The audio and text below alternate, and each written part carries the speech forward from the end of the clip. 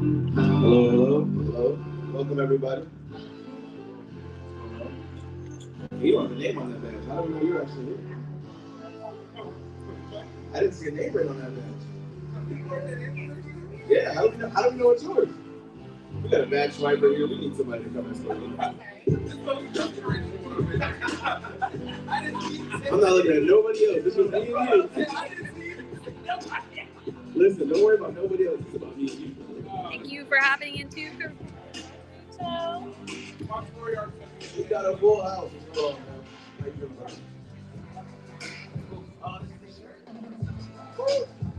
Ma'am, I appreciate you. I got one for you too.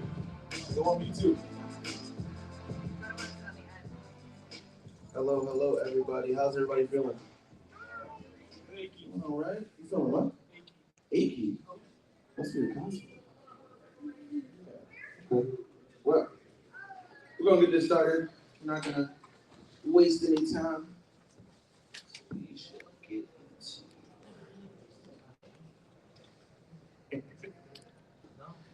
All right, welcome everybody. This is my second panel that I haven't ever hosted before. Before this, I did this in a marathon. What we're going to be learning today is we're going to be learning about the reality of storytelling. Now, I know a lot of you are thinking, I don't know how to tell a story. I talk to my friends and tell stories all the time. But have you ever heard something by that dude? Or, sorry, I'm in Marshulartz. That's what I actually know. So, Marshulartz is my name. I am a manga and light novel enthusiast. I do have a YouTube channel right now with 235 subscribers. You can find me right there. I teach people story and all sorts of things about Clip Studio Paint and drawing. Yeah, looking to hit 1K by December. Don't know if that's gonna happen, but a person can dream, right? So that's what we're looking to do. So my light novel publication is called Lumebento. One, because it's a very unique name. Two, because I had a box when I was younger, and it illuminated, and I had toys in it, and every time I take those toys out, like, I just remember making up all sorts of stories with them, which I'm assuming most of you have also done. So, I will let that speak for itself. Yeah, you can find any of the stories that we do have at Lumebento.net. I currently do have someone in Portugal, someone in Spain, and someone in the Philippines published underneath my publication. And yeah, we just had another sponsorship with Clip Studio Paint. So, what is the martial arts? Oh, it's that. Sorry, that's my avatar. I love penguins. If anybody in here loves penguins more than me, raise your hand. Okay, that's what I thought. I better be the number one. That's what I'm saying. So, it's my avatar, and yeah, it is not edible. No, I'll say that again. But it can be. Okay. No, so, why should you listen to me before we dive into everything that we're doing? Who knows? Maybe I'm just some Joe Schmo off the side of the road who decided to go to anime conventions and tell people what I think. Because that's my drawing. Or it used to be. This is how I draw now. So if you look right here, over here on the left, this is how I started out. All of us can relate because we never want to show people those drawings that we've done. We just want to show people our new style, which is this. And once again, just to reinforce, yes, you're looking at some tickle bitties. And that proportion is way off. But in this shot, the proportion is not way off. It is actually really good. Still have a lot of work to do, you know. Nobody's perfect. But this is a new story that I'm coming up with called Penguinboy. It is about a boy named Alba going across the land of Edifer as he goes to look for something that is lost to him. Why is that important? Well, you're going to be reading it later on in January of 2024. So, let's move in. I was in film for 11 years, and I promise I'm almost done talking about myself. I just want to make sure you guys understand why I'm here and why I feel like I can do this. I was in film for 11 years. Shot commercials, did brand deals, was on sets for different short films and things like that. Something that I love doing is telling stories and being able to share those with people around me. As you see here, this is me out in Arizona, doing stuff with guns and sound foley. And this is me at a festival. Actually, here in Detroit, you guys all heard of the Movement Festival?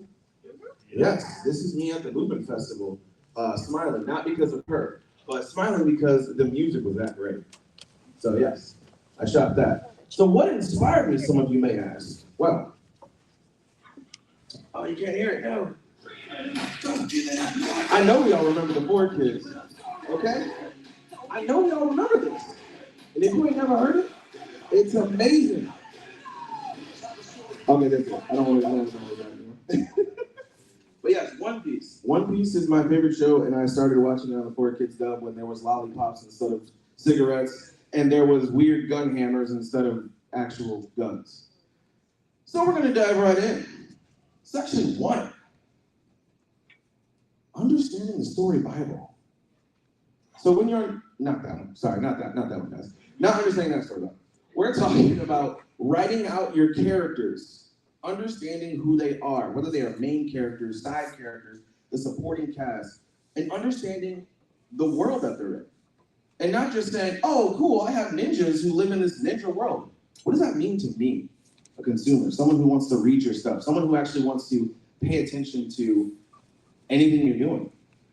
Well, that means that you're supposed to copy this information down and put it into a book or a Bible. Because that's what every series, every manga, every light novel, every TV show you've ever watched, read, seen, heard about have. Even when your friends tell you a story, they're referencing a story Bible. They're just giving you the abbreviated parts because explaining every detail would just take way too long. Because I know we've all been there. But that's okay. Even though the details are in your head and they're a complete mess, you're allowed to be a mess. And just remember that. Because I want every crazy, weird, and creepypasta idea that you have out there. Because when I tell you, nothing is off the table, unless you're these guys who say, oh my God, it's off the table, what a whiz kid. Because every idea that you have in your head is okay to just throw out there. Because as soon as you come up with an idea, you can't just sit there and say, no, it's terrible, it's bad. If I do this, who cares what other people are gonna think? Your idea is your idea. I'm pretty sure someone said, hey, look, I got this show where these people, they make water fly in the air. These guys, they do stuff with fire. And they're like, that sounds dumb. And then Avatar was born. Then the Fire Nation attacked. We all know that. So, are any of you a plotter or a pantser? Do you know? Go ahead, my guy. Plotter. Definitely a plotter. So you're a plotter. You are my arch enemy, because I'm a pantser. No, I'm just boy. All right. Gonna see you in the parking lot after this. All right, guys. You guys better get the cameras out for this one. No, does anyone know what a plotter versus a pantser is besides that guy who's my enemy? Guy in the back with the cool hat and cloak. Yes. A plotter is somebody who thinks things through, plans everything out, and then makes any adjustments along the way. Pantser is somebody who kind of builds the story as it progresses. Yes. That is it. That is literally it in a nutshell. So that guy who's my arch enemy does this and looks at me like, what the hell are you doing? And I look at him like, my best, bro. Okay? I'm doing my best. I don't really know what you want from me, but we can work together. Because as he said, a plotter is somebody who literally goes detail by detail, and they want to figure out a mass majority of their stories, the backgrounds, the characters, the story structure, the progression, plot points, everything. And a pantser, like myself, is somebody's like, all right, I got 4 characters. I'm eventually going to get 20. I got some of the story figured out. I'll eventually get to the middle, I guess. I don't know. Maybe someday. I'm not procrastinating or lazy. I just know I'll get there differently than someone else. So moving on from that, I think it's important that you know to do both. Even if you are a plotter or a pantser, it's very important to do both. If you're somebody who normally likes to figure out the details as you go along, that's nice and cool. But then you come into a road, you come into a block that eventually has it to where, oh, I actually probably should go back and understand what's happening in chapter 1. I should go back and understand what's happening with these first 3 characters. I should go back and understand what's happening with the underlying theme of my story. Are my characters actually representing the topics that I want to actually show in the future? If they're not, then maybe you should slow down. Don't have ADHD like me. Slow down and just understand that these things need to be figured out.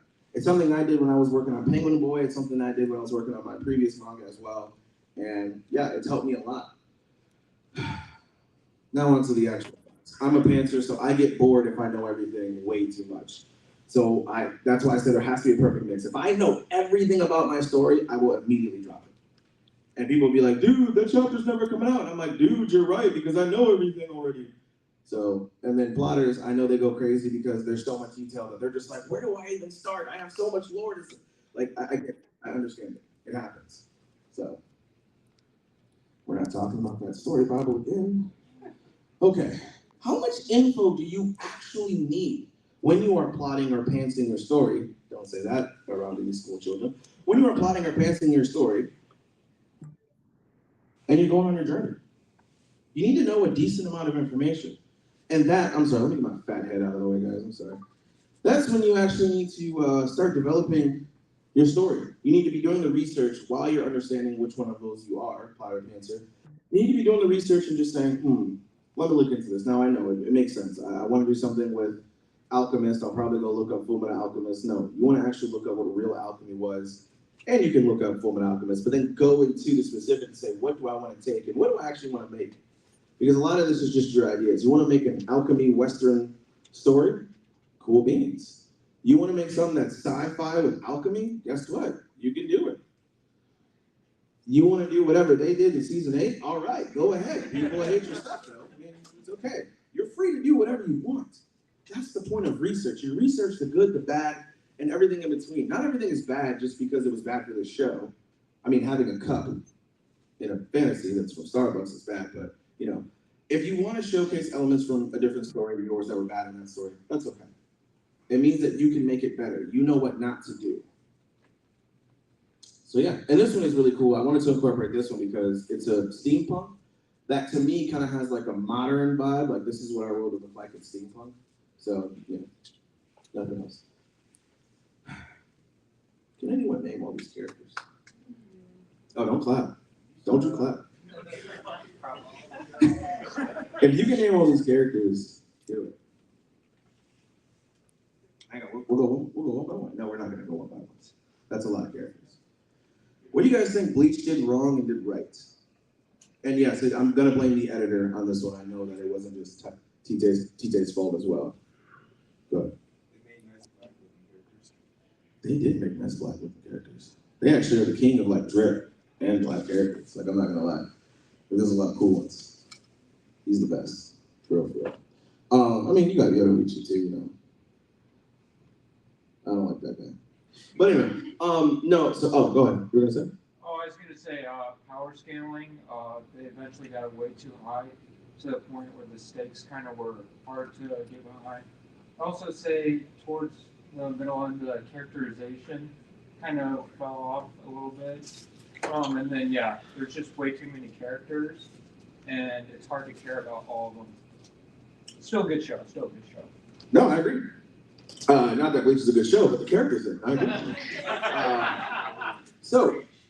No, I'm just joking. Tite did an amazing job with what he had and what he was able to do. Real talk, the editors, they have a lot of say and pull depending on how big the show is, so there's just that. But the one thing I will say, the reason why this is up on the screen is because when you're researching your world and you're going through, if you're somebody like me, you're going to end up creating a lot of characters at the wrong time and trying to showcase all of them at once. That is not something you need to do. If you give me 30 characters, I'm remembering no one and no one's name because what significance do they actually play within the story? What moments are you giving them? What pockets of conversation are you actually letting these characters, are you letting these characters talk, breathe? Are you letting them do events? If not, then you need to choose, like he did in the beginning, a certain section of characters to introduce. And that's going to touch into a topic later on that I'm going to do. But the one thing that I will say is Bleach had way too many characters announced at once. And even though the story was like, hey, we got to go save Groot Kid, it wasn't enough for me to be able to remember everybody. We were skipping around and jumping too much. And that's something that I would definitely say is that you need to create compelling characters. That is very important. What's up? I think he tied the plot around, like how it came around. I think it came around very quickly. You mean like after the Rookie arc? I want to say after the end of the Iran card. Is that like the third one? Like at the end of Isaac, it came around like. Okay, you're saying it came for a certain. Dynamic way. Yes, I get what you mean. You're wrong. So we're going to continue. But as my wig flows and tells the truth, you're wrong. No, I'm just messing. So just like what you're saying, if you're making a story and even if you tie it back around, make sure along the way you have compelling characters. These are going to be people who stand out. I mean, who are some people, I want to ask you, who are some people in a story that you know that you think stand out? There's a lot of pressure. Give me one character from Naruto that you think stands out.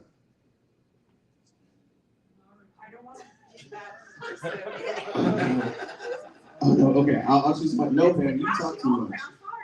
You say Kakashi? 100%. Shikamaru. Rock Lee. My God. I was just gonna say I never watched Naruto. But Yeah, I need you to leave. I'm joking, what were you saying? No, okay, I've seen a little bit. Okay, I read it when I was like 11. That's Does cool, that that's count? cool. Anyways, Yeah. but like Sasuke, I feel like is in the public knowledge a lot just because of all the memes about him being Yes. so emo and dramatic. So like Sasuke. Yeah, Sasuke and Naruto love, apparently a lot of people want. Yeah, love Right. it. Yes. What are you gonna say? Guy Sensei. Guy Sensei. Alright. All these characters are iconic. Not because you remember their name and they were all introduced at the exact same time, but because Rock Lee was able to get his moment, not only during the Chunin exam, but also when he had to go fight Kimimaro. Was it Kimimaro the bone guy? Kimimaro. And Kakashi is just iconic just from literally the intro. Like there's no, like, the white hair, come on. Even I'll step over that dude. Exactly. So it's like when you look at these characters, Might Guy, come on, Lee, the power of you, like, come on, that's like, his voice, the way the voice actor breathed life in him, and then the moments he was given too, just how much he cared about Rock Lee. You create those compelling characters, and those are gonna be the things that people remember. If you just create a character and they're just walking in like, yeah, I want this book, and they're like, cool, and like, man, people are gonna remember this guy because he bought a book. Wow. So yeah, we're talking about characters that are compelling, not her. More like her. Everybody likes her, right? Yeah. Can we get a clap for her? Yeah. Yes, that's what we want. We don't. Strong women against each other. All women are queens. I don't even know Sakura's favorite food. She complained to Naruto about parents. That's a no. That's an ick. You know. No, but Maki's really cool. I like a lot of other characters. Like I'll take Tenten over Sakura real time. But yeah, great compelling characters. Maki actually has a lot more depth. We understand that she has to wear these glasses because, spoiler alert, she can't actually see the cursed energy. So that plays a lot going into the story. Won't get too much into detail, but that's an actual compelling part of her character. It weighs on her, and that's why she works as hard as she is, and she's as talented. No one in this room can literally tell me what this girl loves to eat. No one. Her favorite color is pink because she's pink, I guess. You can say the same thing about certain male characters. Like, what was his name? Who's the puppet guy from Naruto? And I'm only using these shows. Kankuro. I'm only using these shows because they're like the most common and wide known. So I promise I'll watch more anime than just these two. I promise. But yeah, Kankuro, like, I don't know anything about that guy besides he's a puppet master and he likes the color black and purple. He's but like, Gaara's brother. And he's Gaara's brother. Like, just imagine that. We've all been to something to someone else where it's like, oh, you're this person because I know you through them. And you're just like, I like Taco Tuesday and going for walks, but okay, don't mind me. But yeah, so yeah, create compelling characters. Understand that your protagonist and your antagonist need to be relatable. If we literally look at the show Avatar, it's an evident. No one hates either of these people. You don't hate, well, I mean, you can hate Zuko in the beginning, that's no lie. But like, you're not gonna hate Aang because he's 12 or 112, whatever one you want to categorize him. You're gonna be mad because he's not living up to his responsibility, being the Avatar. You're not gonna be mad at Zuko because he's trying to kill, okay, you might be mad because he's trying to kill somebody, but you're gonna actually relate with him because he just wants the respect of his family. Daddy issues, you know what I mean? Like, we all understand that. And a horrible civil rivalry.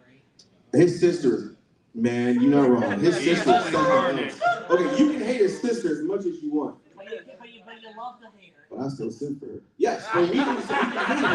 We can hate her. Okay, we can hate her. Yeah, Azula did nothing wrong. Aaron did nothing wrong. Aaron did nothing wrong. No, but yeah, so, you know, make your characters relatable and use these two as prime examples. I know they're not anime. Get off my butt about that. But they're anime to me, just like Boondocks is. I don't care what nobody says. Like, When you go to prison, not the booty warrior showing up at the no.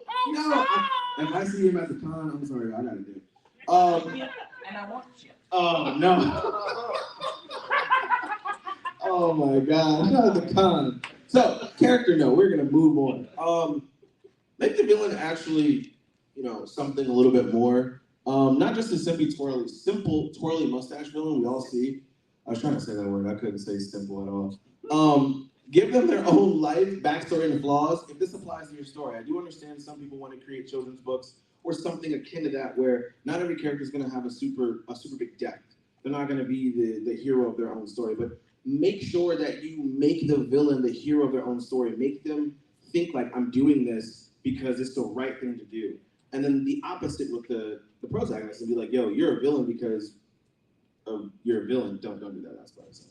What are you gonna say? I will say there's still like merit to having like your insanely evil people or just evil for the sake of it. Because like things like Danganronpa, like I don't want to spoil, but the mastermind there are just evil and sexy about it, and that's their whole thing. And I think that's very cool of them. Yes. And there's a place for those too. Yes.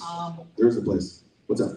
Sometimes villains aren't really personalized. Like sometimes they're like these evil forces of nature that are so strong and they think abstractly, or 100%. or perhaps they know they're evil. They Yes. revel in it. Like the Joker. Yeah. He's just evil for the sake of evil. Yeah.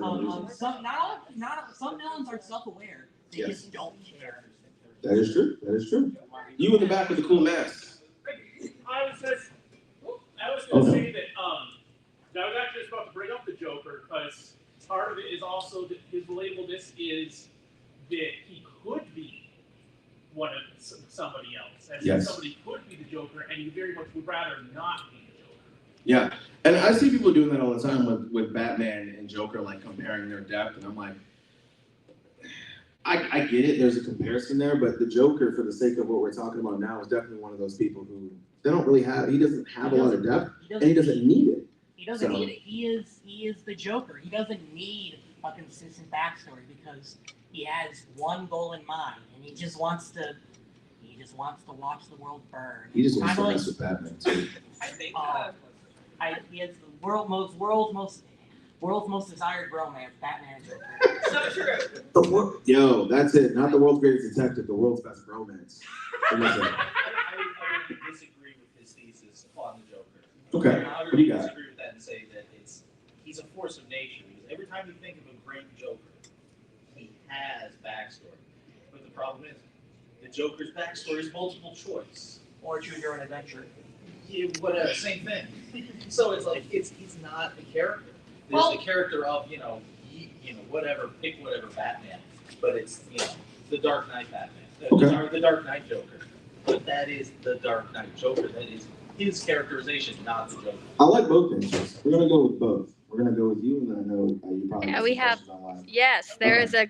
I was just gonna say, like, if you have those force of nature ones, I think it's very good to like make them likable, anyways. Like just like charisma, you can make up for the lack of a backstory with charisma. Personality. But like, even so, like, I think one of my favorite villains of all time is like Handsome Jack. And like he does, but the thing is, at first he's like he doesn't really seem to have that backstory. Like you just get that charisma from him. He's joking with you. He's being mean and violent. Like he just seems like this horrible fascist person. But then you later find out through the story, it's like, oh wow, he has a daughter. That being said, he still abused her. Yeah. But like you can still see like, oh, he has like a grandmother and like all that stuff. So you do get the depth later on, but he's still like a horrible, irredeemable person, which I think is cool. The stuff that you're actually mentioning goes into something I'm going to talk about later with characterization and world building. Okay. So we'll go into that. Give me 1 second. I'll get to you. What are some questions? There was just a comment in the chat, just like when there is good, there is evil. Yes, usually it's true. It doesn't have to always be, but it's usually true. Yeah. Building on that a little bit, what I find is whenever you make your protagonist, you need to then build your villains to that. Sometimes the force of nature is the correct option. Sometimes you need a more personal villain. Yeah. And you can tell a story with every Batman under the sun, but sometimes you don't want Batman to fight the Joker. Sometimes you want Two-Face. Sometimes you want Roland Bundy. If he fights Darkseid, he's pretty much done. Yeah. Well, no. I know I'm joking. You tailor your villains to your heroes. Yeah. Because in the interaction, when they fight, when they talk, when they have any scenes together, what this does is it brings out different aspects of both, and that's where you can really make the meat of your story. I agree. Any other comments online? Nope. Thank you for all that's tuning in live. I appreciate you. I think I might add another thing. Go ahead. You'll be the I'll last be so person. quick. Yeah, I'll be no, so quick. You're good. Let's be on this. But I think it's interesting how when X-Men first came out, it was like like there was like that short like run with like Stan Lee, which didn't really take off until they reimagined it. Yeah. And in that first run, like Magneto was just shown as like an evil guy who had like no characterization. But when they brought him back, they actually thought about, okay, how can we make this work with the X-Men, like in their ideology of like. So like they made him a very compelling character with like the whole like Holocaust backstory. Yeah, they made it more personal. Yeah, and like it was so much better. Like I tried reading some of the original X-Men stuff, and I'm like, okay, like this story needed that kind of character, you know. And this goes back to what I was saying earlier about creating arts. What I'm still saying about creating compelling characters. You can research all the stuff that literally what she was just talking about. The fact that they used. I'm sorry about that. What he's just said about that, like, literally, they used the Holocaust for like reference, and they were like, "Hey, we're gonna put this into his his background and kind of blend this in and go from there." So yeah, you can definitely do that. That is it. Between all the ideas, it's important to know that there's no single right route. No matter what we disagree or agree with, tropes are tools. Yes, that's the one thing I will say. Tropes are definitely tools, but we will touch on that a little bit. I'm gonna continue going on. I'll get you. Go ahead. Mahito was a good parallel to Joker from Jujutsu Kaisen. Okay, yeah, I can definitely see that. It's really funny that you said that. Someone else said that earlier today too. Understanding supporting cast. Let us move on. And stories and supporting cast is always there for a multitude of reasons. Either they're there for the protagonist, they're there to push the story on, or they question the current situation, helping the protagonist think about the decisions that they've started making. Supporting cast would be someone like these two, very well when it comes to these two. They actually helped them out quite a bit. You know, he asked a lot of questions. She definitely asked a lot of questions. And these two actually thought about what they were doing either in the current situation or just life, and they're like, maybe we have to go about this another way. When you are creating your supporting cast, treat them like your main characters in their own right. They have their own growth in some cases, not every case. They have their own growth, and they have their own storyline that they're trying to follow. Sometimes if you can't think of an actual story beat, use your supporting cast for those story beats and fill them in, so that way they have relevance to the story, and people can remember them like Rock Lee, Micah, Kakashi, who is not the main character in a show like Naruto. So your supporting cast is definitely needed. Now we're on to the biggest topic. Playing God. Oh. Yes, world building. And give me a second, I need a drink of water. Yes, sir. Oh, I like a copy. I'm a writer, aspiring writer. Yeah, you can head to the YouTube channel. And, Email me the link I will share with you the link. later. Yes. If you actually go to the YouTube channel that I posted in the beginning, it's actually going to be on there, which I'll bring that up at the end as well, and that way you can find it, of course. So world building. What do you guys think about world building when you hear it? Is it just creating characters? Is it just creating like, hey, there's some plants over here that eat people? No. I don't even know why you would stop there. You probably shouldn't be writing stories, but it's okay. When it comes to world building, let's take Naruto, for example. We're back in Konoha Village, people. And in Naruto, there's all these different summons, different creatures, different things that work, and why they can talk, it's never explained. But that's okay. There's a chakra system that kind of goes away in Shippuden that we never hear about again, but that's okay. It starts off there. And that's what world building is. Understanding the way people live and the way people do things, the creatures that are in it, the plant life, the medicine, like what is everything in blah, blah, blah. What is everything inside your story and how does it work together? Those are things that you have to, and I know everybody always thinks about power system, but that's just a part of it. Creating a timeline of events can sometimes help. A war, which is like the go-to thing. A war, a breakout, a pandemic. I shouldn't say pandemic, but some sort of thing that happened that caused something else to make the world the way it is now. And you can always work backwards from there or go forward. Remember, there's nothing off the table. Be whiskey. World building note number one. Story building isn't just creating a fantasy world with abstract ideas. You know, it's about the elements of your world you plan to show the reader or viewer and write. You know, everything should be imaginative. I will keep saying that because I want you to leave here with just recalling that imagination you had as a kid. So everything you can fit into a document until you get ready to write the story. That's what builds the reader and viewer's world they come to see and understand. You all can remember a world based on not even just a title, but maybe an action or a scene. We think about it every day. We think about what our coworker did. We think about what our dog did last week, or what happened that was really crazy. And those in themselves are story beats and story moments that can encapsulate why things function that way. Because in another world, they probably don't use a charger to charge their phone. They probably use electricity from their body, or electrolytes, or whatever, and that's normal to them. You know what I mean? Just something off the wall. Those are the things that I say, they're not at the table. So you have hard world building and you have soft world building.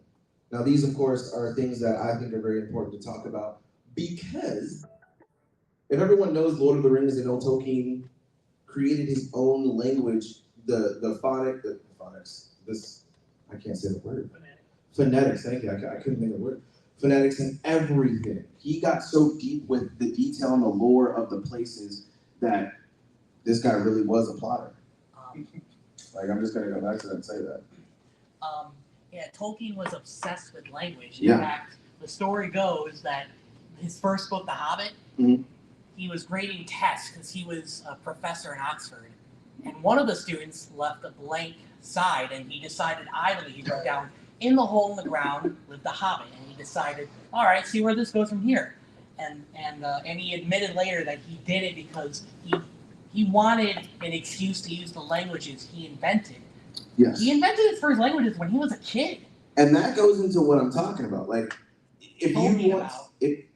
talking about, that was actually really good. Go into it. That was, yeah, that one is, I got it. We give him a round of applause for that one. That was actually, I like that. That was neat. So, when we get to the hard world building, I want everybody to keep in mind that you can create the world rich with concrete lore for everyone to find, for everything to be placed. It's something you can do. You can also do soft world building. You know, this allows us, like in Spirited Away, to kind of just take away from the beautiful imagery. Everyone in here has seen Spirited Away, correct? You need to get, no, I'm just, you need to leave. No, no, you don't have to leave. So, pretty much with soft world building, if you guys have all seen Spirited Away, the way this works is, we know nothing about the spirit realm. Besides, if you eat the food, you kind of go turn into a pig. Nothing is told to us about the spirits. And nothing is really given to us about why they're there or what they're doing. It's a lot of beautiful imagery, and you just kind of get there and see it. But with Tolkien's Lord of the Rings, you know everything, especially if you read the books. There's so much detail when you read the stories. So, what are you prioritizing in your world building? Are you going to be more like Harry Potter and kind of be soft to where, you know, you got some stuff figured out, but nothing is concrete. You don't have to, there's no mana. There's no, oh, I'm out of power or juice. I need to turn Super Saiyan and recharge. There's none of that. It's just, do I know the spell and can I recite it and not make my face blow up? And then Fullmetal Alchemist has more of a concrete hard building. For everything that's created, were you going to say something? Oh no, just after you're done with this. Okay. For everything that's created, there's an equal and, I'm forgetting what I'm trying to say. Something cannot be given without being taken away. Something needs to be given in order, equal exchange. That's what it is.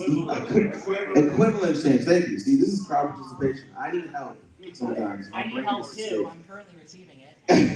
I passed the autism test. Pretty much with Fullmetal Alchemist, you are transmutating another material into something else. That's more of like a hard story beat, or hard story beat.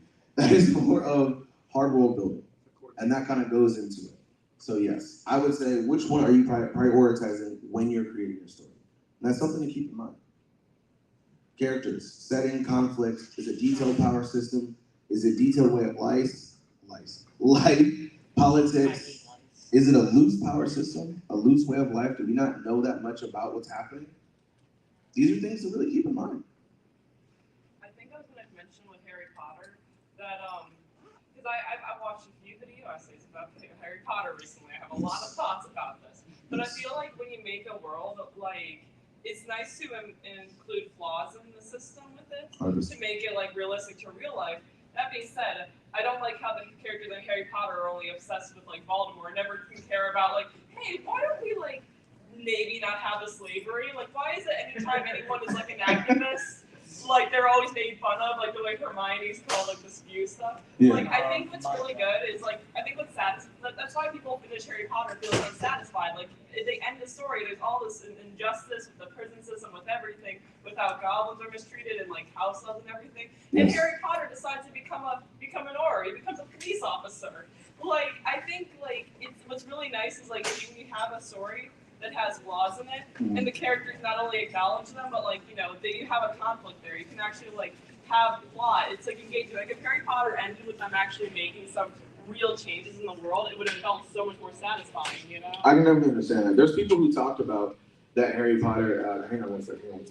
There's definitely people who talked about that when it came to the story of Harry Potter, saying like, "Hey, I wish that you guys could have freed these elves, or what were they, elves? House elves. House elves. I wish you could have freed these house elves, and that would have been it." And they're like, "You guys didn't do none of that. Y'all just sitting here like, hey, so what do you have for lunch today?" There's just a house elf like, "Can I get a sock, man?" They just like spent it like just like justifying slavery. It's like this feels too close to like propaganda from like the Civil War. Exactly. What are you talking about? There's no propaganda. It's simple British living. You're not slander. Okay. Another question about power systems. Yeah, what's up? Is it possible, do you think it's possible to create two power systems of the opposite, soft and hard, and have them coexist? How would you do that? I believe anything like that is possible. How would I do that? I'm not entirely sure. I feel like, I don't know. I feel like if you want to do something like that, you have to understand the world and the way it really lives. But I mean, if anybody else can try and answer the question, they're more than welcome to. I can't think about it on top of my head. I think that's the question for trying to develop it on your own. Yeah, because I was like, I feel like that's something that's way bigger. But what were you gonna say? Just from the chat, somebody had a good comment saying, like, it's your world, you are God. So, like, you are designing your world, like, you're creating it. My guy back there. I feel like an obvious but good example of both a hard and soft ruled power system might be One Piece, in the sense that the Marines try to take a hard stance on things and keep the world running at a pace, whereas the pirates have their own rules, which can be loosely translated amongst each other. I could They understand. stick together. Yeah, I could agree with that one. Because if you look at it, and I think when people think of power system, they, not talking about you specifically, but I have had it when people think of power systems, they do think of just chakra, or they think of these instead of just, hey, an actual system that governs this board of people. What are you gonna say? Actually, just to add right on to that, is that, one of the huge core conflicts of One Piece is that we have two systems that play against each other. Yeah. You have the strict-witted order of the Marines and the free spirit of the pirates. And like they're in constant conflict, and that drives the story. Yeah, I agree. Go ahead. For an example of a story where you have two power systems, you can look to a certain magical index where they have the magic and the technology sides basically coexisting. Okay, that's a good one. One final cap on this, and to tie back to One Piece. Yeah. A big thing about power systems that people should always try to remember: power is power. Magic power, social power, fire power. All of them are separate, and they're not equal, but they all have an equivalent exchange amongst themselves. You can get something. I can attend this panel by force. I can beat up the guard, come in, sit my butt down, or I can talk Watch to your him. back door, man. Yeah, or I can talk to him, show my badge, and then, hey, I'm in. Power is power, and I've just shown how you can use soft or hard to get in. Yeah. Were you gonna say something from the chat? Oh, okay. Thank you guys for still tuning in and chiming in. If anyone has any questions, be sure to ask, because she's gonna yell at me if I You're the mediator. All right. So, what do these 6 stories have in common? Well, I'll tell you. None of these stories had everything planned out. Well, believe it or not, a lot of people think that these stories have everything planned out. They think Naruto was just this masterpiece when Sasuke wasn't even supposed to be in the story. His editors told him, hey, Naruto needs a rival. And he's like, what do you want me to do about that? They're like, you're the creator, bro, create something. And he's like, okay. So he created Sasuke, which Sasuke has a bunch of fans and is now one of the strongest 3. It's his boyfriend. Yes, in a lot of ways. He's a boyfriend. One Piece while Oda got to do a lot on his own, he also got input on his editors on when to do things and when to end things, because Oda is from the video essays that I've looked at with One Piece, because I'm a huge One Piece fan. I think we figured that out. Oda is what was I saying? Oh, yeah. Oda pretty much got some endpoints and said, okay, he's a master perfectionist. That's pretty much what he is. He likes to perfect stories, and for those of us who have been following along with his journey know that sometimes it can go on way too long. We all know the downfall tragedy of Bleach, and how it ended, and how everyone didn't like it, kind of like how people were feeling about Attack on Titan, but we won't get on that either. We'll just leave that alone. Dragon Ball with Akira Toriyama, he just wanted to have fun and forgot characters along the way. You know, it's the people you forget along the way that really make the journey worth it. So that's how it was for him. Oh, poor Yamcha. And then Jujutsu Kaisen and, 20th Century Boys is the exact same thing. They figured out enough to kind of get going. Now, whether they were plotters or pantsers, I don't know. But the thing still does come down is nobody had their story, which all these are iconic stories as of today. Everyone who sits in this room at least knows one or two, I would say 2 of these, 3 of these, because of the big 3. Or 4, yeah, because Dragon Ball first, and then, these guys. Yes. I think it also depends on what you're going for, because a lot of these are going for serialization. Yeah. Meanwhile, you have a show like Madoka that had 12 episodes and it's very good. It was well wrapped up. Same with maybe Death Note. People can say that went on for too long even, and that was only I forgot how many episodes, but still. Yeah, it wasn't that long. I know what you mean though. But yes, you're 100% right. There's a place for your one-offs and then your long serialized epics. Yes, and these are all shonen, of course. There's no shoujo, seinen, or anything up here. Well, 20th Century Boys is. Yeah. What are you gonna say? They actually got part of it. As I say, the first 4 did run all in Weekly Shonen Jump, which meant that they were basically had to be open-ended series, because if you get your thing serialized to that magazine, you're making bank. So you want to keep at it as long as you can. It's free. Yeah. So you gotta have a way to keep going. Yes, and that's the big thing about these. So, yeah, just keep that in mind when you're studying these or if you're looking at them in any sort of way. So massive gaps in your story are okay. That sounds bad, but it's okay. Because leaving out the other world, leaving out how the way the world works entirely creates a mystery and a feeling of wonder. It allows people to be invested and say, I wonder what's gonna happen next. Ooh, I like that there's this magic floating bus in the background when the 2 main characters are walking down the street. What's that bus do? We don't know. We might figure out later. So it could be. It could happen. You never know. You might see a lizard on the bus too. You never know. If only I had field trips like that.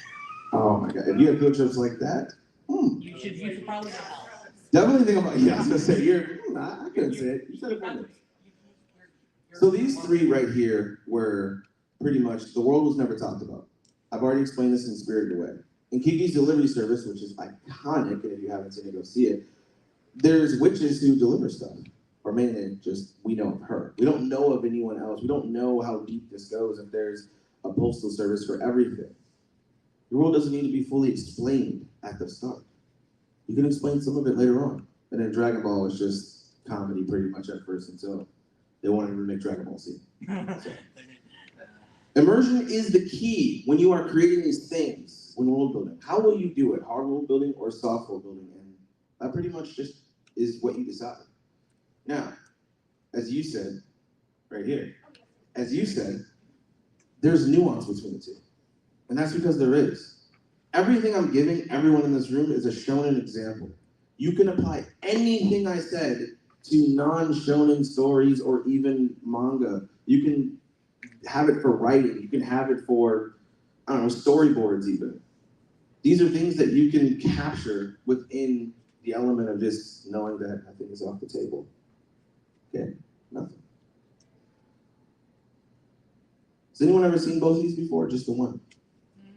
I've seen one. I've seen it more than a few times. You've seen it more than a few times? I heard from a certain manga creator who said that there's a different way that manga do it. Kofi, I think it is. Kofi, I don't know. Monitor Comics? Or not Monitor Comics, Kofi Comics? Kofi, yeah, Kofi Comics. I don't know. Yes, I've heard of it. We don't talk about that. No. He's yeah, I won't get on that. But you are right, he did talk about it. He did talk about it in a YouTube video. So these two are not the same. I know they may look the same, but this is what a lot of Asian storytelling using Korea, Chinese, Japanese, they all use KiShoTenKetsu. Everyone else in America, or mainly in the Hollywood area, or even if they're creating a story, doing anything like that, they all use the plot diagram, which is exposition, conflict, rising action, climax, falling action, and resolution. KiShoTenKetsu is literally spelled out in this diagram. And you can see the percentages at the bottom of what it takes. Now, you can read up above what it is, but KiShoTenKetsu pretty much takes the 4-act plot structure, which most of the time we use 3. This is what all your manga are using. If you are creating manga or you're doing any sort of webtoons or anything of the sort, they're using this. Most of the time they're using this if they don't know about this, and you'll be able to tell here in a second. And like I said, most mangas authors use this, and that's because it's fairly simple to use. You can either use the hero's journey, you can use Dan Harmon's story circle, you can use the 3-act structure like I just said, or Freytag's pyramid. These are all things you can use, but we're going to talk about KiShoTenKetsu and what that means and why Shigeru Miyamoto even uses it to create Mario. Every Mario game you've ever played, he has used KiShoTenKetsu. Why? It's fairly simple. Let's break this down a little bit more. Ki is the beginning. What that means is in the beginning, you're going to get the setting, the introduction of every character. This is my manga here, the first page of it. This is My Hero Academia. This is Naruto, the animation. It's pretty much just going to break down the settings, the world, the introduction of everything. Then we have show, the development stage. The plot begins to open up a bit more. You introduce more characters, and you give a little backstory about each one. Give them their own quirk, no pun intended, with the My Hero Academia. It's just every character has a quirk. There are the edgy character, the angry character, the shy one, the lovable one. It just depends. But you open the world a little bit and you give us more information. It's literally that simple. And then 10, which is, sorry if there's any spoilers here, don't worry about it, don't ask what anime it's from. It's just happening. The pace and direction of the story can change, showing the climax of what's to come or how it changes. And from there, you have Ketsu, the resolution of everything. Whether that's a full resolution or not, you can use this for arc-to-arc breakdown. They don't really focus on any of the conflict that is mainly there. There's nothing that affects the plot like that. So, places to post that you're done. Let's say you do all this, you come up with a great story, and you're like, hey, yo, where do I go? I don't know where you can go. I mean, I just wish that there was some place that, oh, that's my business. I'm sorry, everybody. But yeah, you can go to Lumebento. We publish light novels and manga. Yes, I know, it's crazy. We do manga, I know. It's, we do it right to left. Not that you have to, but that's just what we do. It's what I grew up on. I didn't grow up reading comics. I grew up reading manga. So that's the way I do it. And I love reading light novels. So that's what we do. But yeah, you can come to us and you can publish there. Or if you are a writer and you say, I don't want to go with you guys, you can go to Wattpad. Very beautiful place, very good place to upload writing, and it's a good time. So, yeah. Before I continue on, once again, because now we're going to be done with the slideshow stuff, this is where you can find me. This is, by the way, this is where you can find the YouTube video at. And if you guys want to learn, if anyone here wants to learn anything with Clip Studio Paint or storytelling, or hear me talk about AI art and my thoughts, there's a lot of it, you can definitely head over there and do that. I would love it if you guys subscribe, please, and thank you. Thank you for taking a photo of it, man, and everyone else who took a photo of it. I appreciate it. But yeah, I'm also on Instagram as well. I'm gonna take a photo too. Can I take a photo of that too? Yep. Go ahead. Oh, I'm here all day, buddy. Not really, I gotta be out of here by 8. But I'm here all day, buddy. Yeah, okay.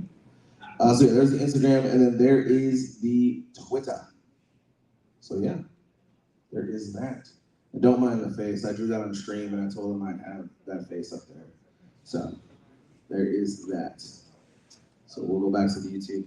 Now, I want to touch on these last few topics, kind of off the radar of what I had up there. But do any of you have any stories that you're currently working on? Okay, I wasn't expecting all of you, but this is great. This is great. No, this is great. This is great. I wasn't sure how many. Pam, I know that you're working on a couple of things. I definitely know you are because you said you are. You're working on something too? Yeah, I'm actually using my work for a D&D campaign right now. You said a what campaign? D&D. Ooh, beautiful. We got some D&D stuff. I'm writing a crossover. Okay, you're writing a crossover. What is somebody else working on? I'm working on 2 actually right now. This is my writing partner. Ooh, I love people that have writing partners. That makes it even better. That means it's so much more of like, you can throw ideas around. If somebody's smart enough to tell you no. Yes, because Yes. I'm a pantser and they're a plotter, so Ooh, perfect combination.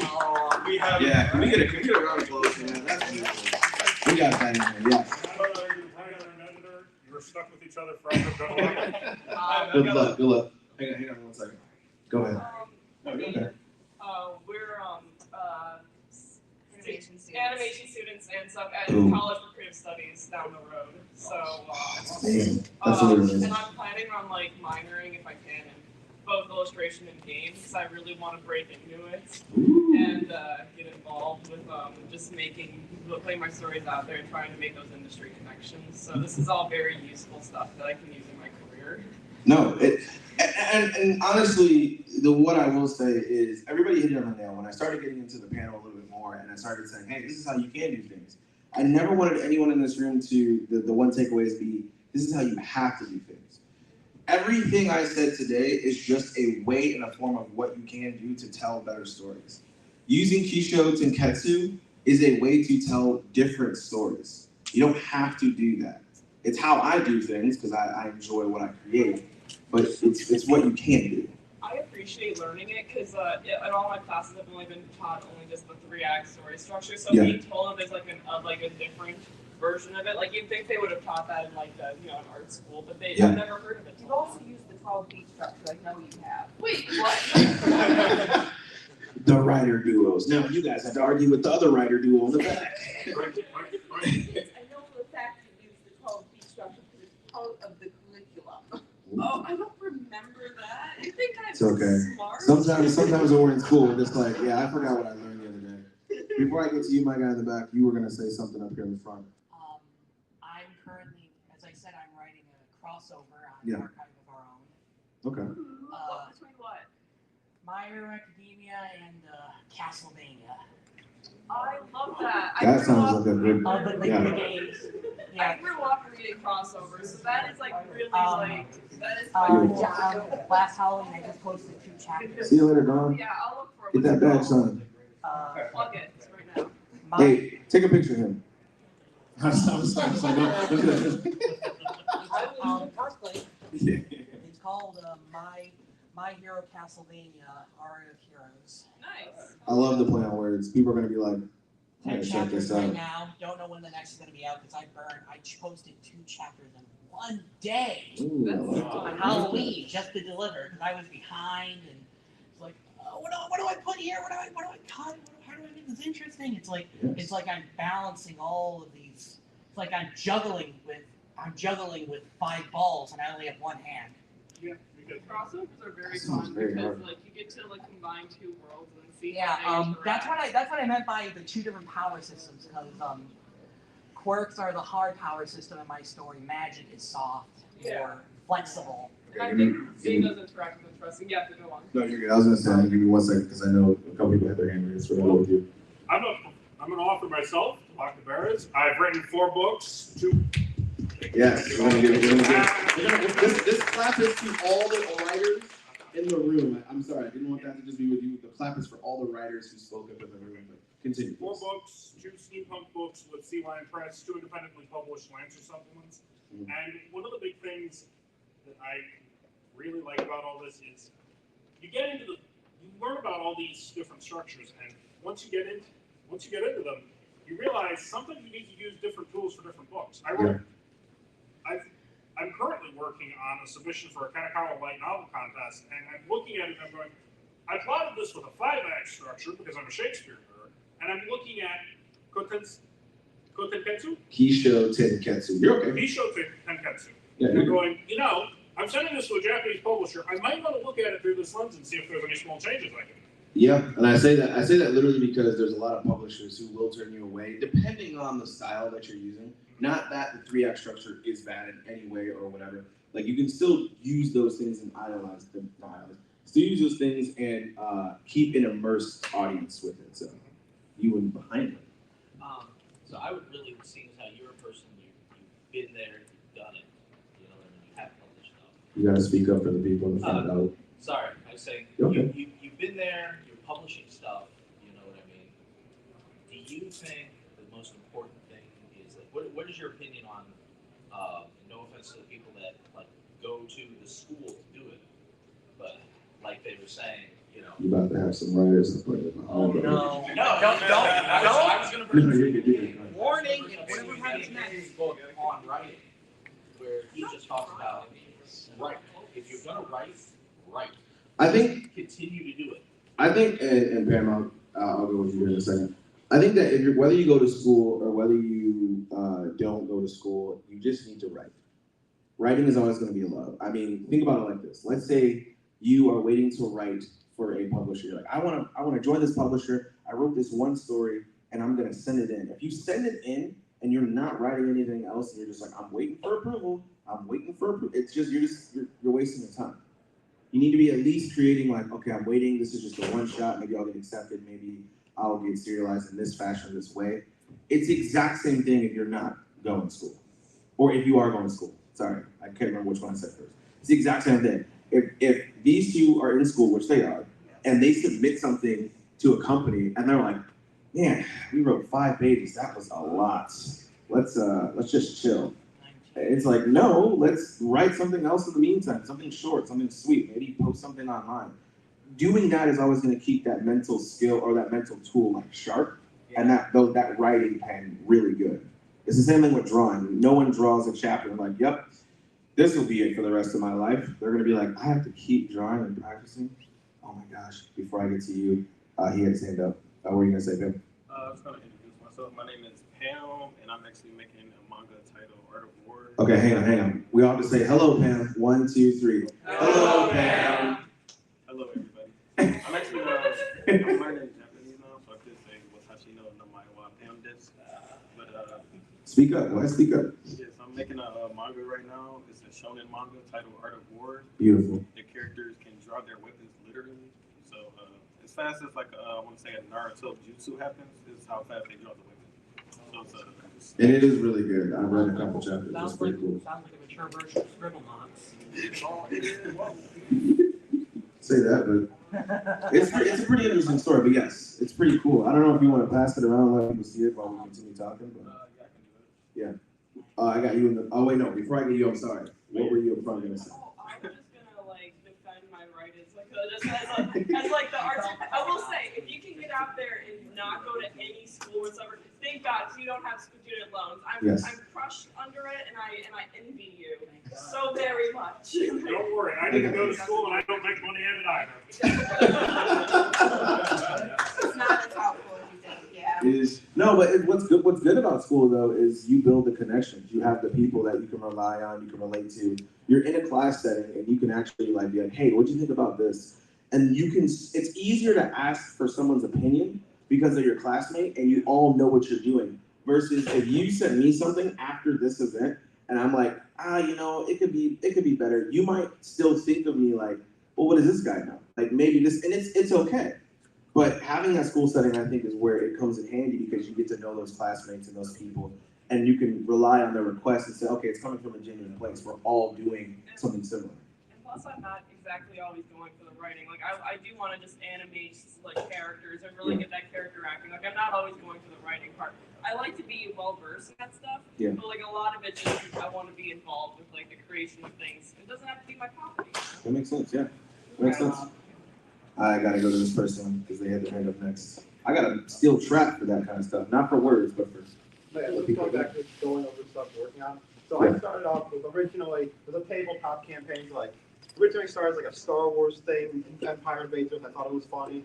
Turned into a campaign where I just started throwing stuff at it because people like when random stuff happens. So next thing you know, it's just crossover central. And I don't like things to be contradictory. It turns into a whole world and everything. So I've now, there's so much world building done, I'm turning into its own story with copyright free and everything.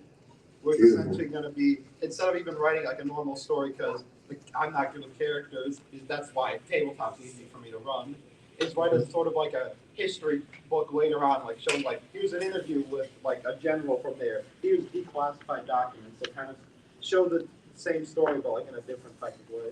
I like that. Now, for everyone, hey, I appreciate you two for coming. Thank you for your questions and good luck on the story you are writing. Thank you. A question about manga? Yeah, go ahead. I actually have something I'm going to say after this about how to get sponsored, but go ahead. So if you're a writer and you can't even draw, even if it meant to draw water from a well, yeah. I can't draw to save my life.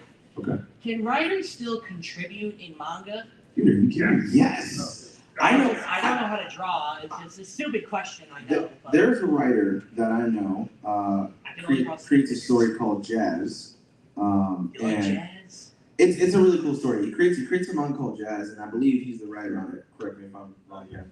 He's the writer, and he works with artists, and the story and the artwork is phenomenal. It's beautiful. Like literally reading chapter 1 and 2 were fantastic, and it's just something to where working with a artist, whether you want to do manga or you need like specific illustrations, is done. Building that relationship is very easy because most artists want to draw stuff, even if they're just an illustrator, and you approach them and say, hey, I got this cool idea. Your pitch is gonna be another thing. You have to come with enough knowledge. Well, not even just sell it, but you have to come with enough belief in the way that you carry yourself with your story to where they actually say, oh, this is something that can work. This person is very confident. They sound really good. I want to be invested in this. What were you going to say, Lee? Just a question from the chat was kind of tying back to the light novel. It's just asking about contest and like how do you like enter a contest? If you're a contest, and where are contests at? Contests are all over the place. Go to your local writing. No, don't go to your local writing. You won't find anything. Contests are pretty much online. Everybody's having a contest, whether it is a writing competition, a manga competition. If you go to this website, and this website is crazy, there's millions of searches. GOOGLE.com. And I'm telling you, that website is crazy. It has so many things populate. But if you go to Google and you type in writing competition, local in my area, in my state, the country, even international ones, people don't know that there are international competitions for writing, manga, comics, all these things, and just imagery if you want to do illustration. You can find that online. So the best practice would be to create small composed stories with either a 3x structure or a vertex pyramid or any of these, or KiShoTenKetsu method, and just working on getting that craft down to where you can tell short composed stories and give them to people that you trust to read and revise them. Because then they will tell you if it feels like either a complete story or a setup chapter to something greater. A lot of people want to create something greater, so what they do is they think that they're creating a one-off chapter, but what they're really creating is a setup chapter for an entire thing. And then when they get feedback and they're like, hey, I don't really understand your character's motivations or your drive, usually the artist or the writer will say, well, that's going to come later on. It's like, no, you should be telling a composed and comprised story right in the beginning. And that's something that we talked about last time when I ran my competition for Lumebento. Speaking of, hopefully that answers your question. Thank you for coming in, by the way. But speaking of, I will get on sponsors. I'm actually holding a competition both for light novels and manga in December with a draw of $400. So enter for a chance to win. I don't know anything about light novels, so It's okay. I'll try. You can try. It's a novel. The key. Yeah, I was like, the key is trying. The key is definitely trying. The old college try. So that's definitely it. And if you guys ever want to find out any more information, just go to lumebento.net. We don't have anything posted as of yet because it's happening in December, but there will be information up at the time. Yeah, lumebento.net. Literally nowhere on the screen currently, but it can be on the screen. Let me go back to it.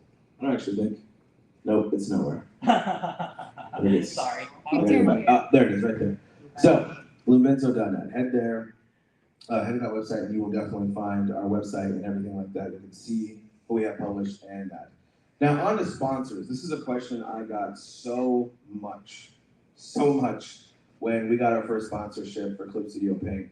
Now, for those of you who know Clip Studio Paint, it is a Japanese drawing program company that's based in Japan, and they have a few locations. I think one is in France, and I don't remember if there's one in Germany or not, but there's one somewhere else.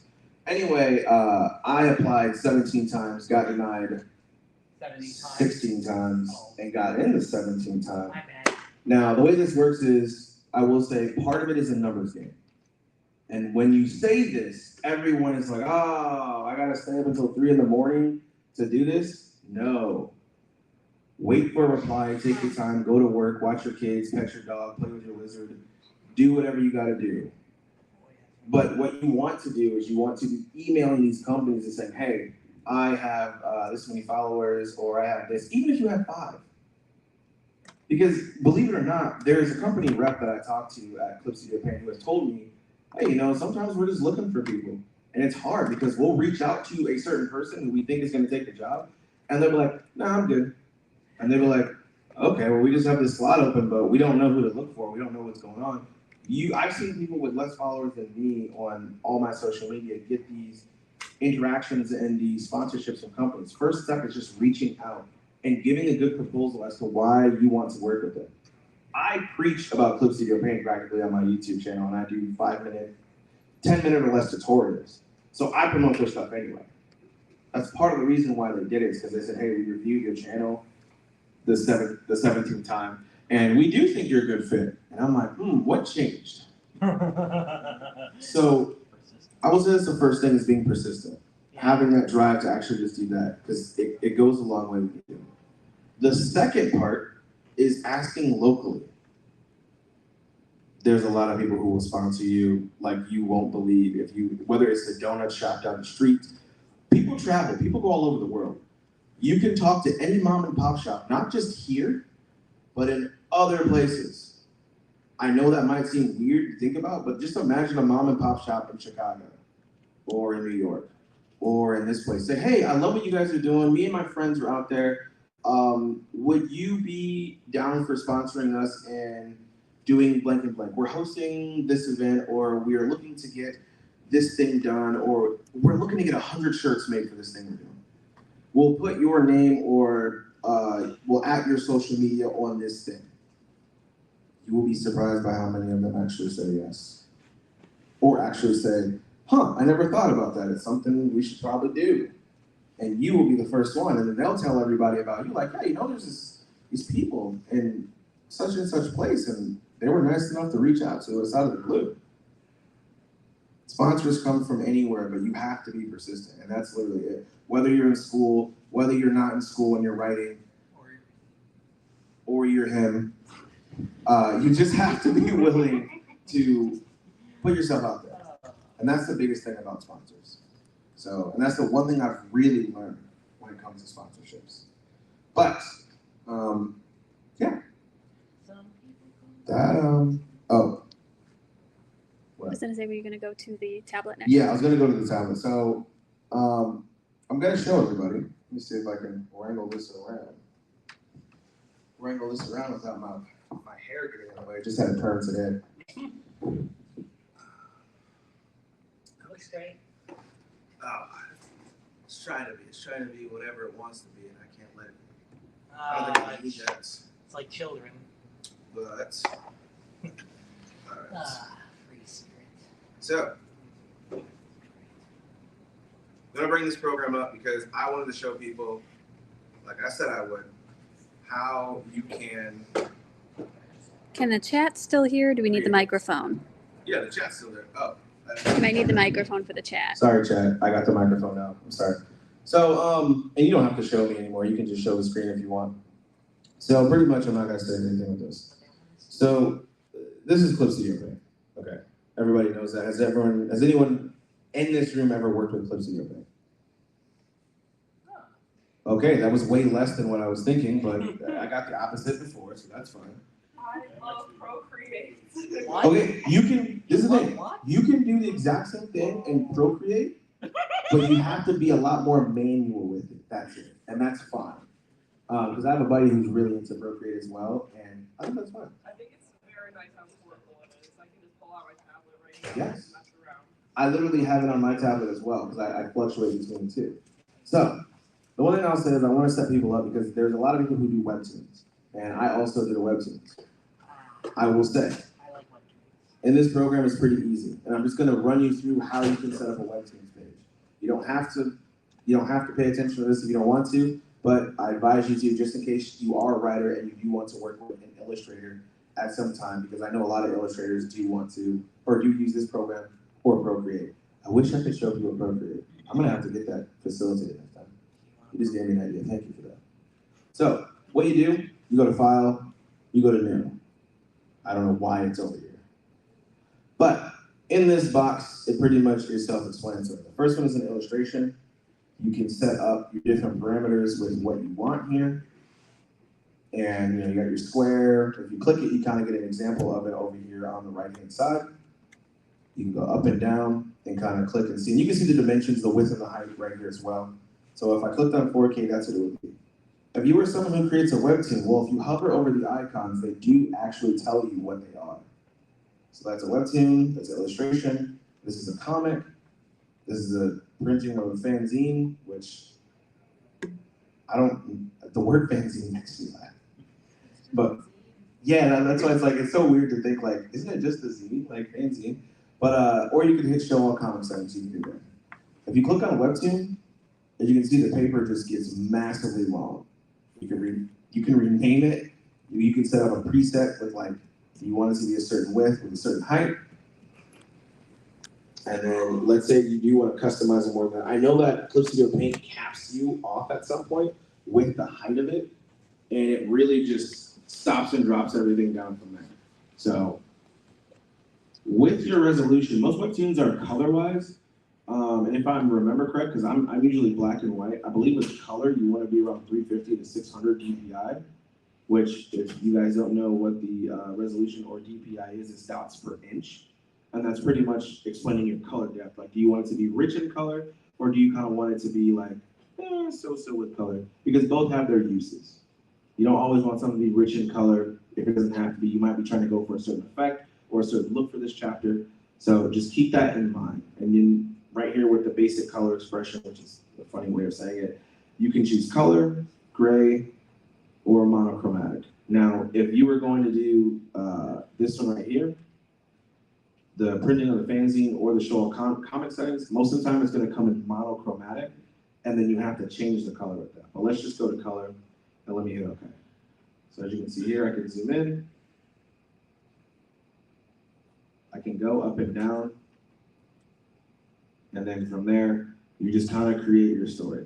Now, I brought my drawing tablet, but I forgot a component to hook it up to show you guys the detailed version. So that's on me. I apologize about that. It's just a happy little accident. It's you forget one piece and the whole thing is unraveled. Dang it. Perfectionist. So, you said what? Yes, it was real. It was, the one piece was real. The one piece is real. Sorry that 1,000 episodes later. Yeah, just looking for this one piece. I'm just 1,000 episodes later. So yeah, so that's pretty much what goes into creating this. Now, if you want to do the exact same thing in Procreate, you just have to pretty much understand the dimensions. So up here at top, is it showing everything? Okay, yeah. Up here at top, how it says 690, see where my mouse is, 690 by 20,000. You can do that exact same thing in Procreate. This is really useful because like when they taught us like the different programs in school, we only really went over the Adobe Creative Suite. Like they wanted to teach us Photoshop and Illustrator, and I just do not like them very much. I can understand. I had a friend who used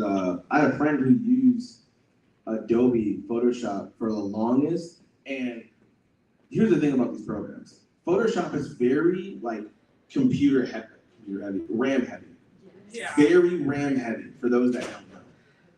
And you can have like 6 tabs open with full color, maybe some detail, maybe you're moving between the different ones, and your computer will start lagging like crazy. And you're like, what is happening? I have a very fast computer.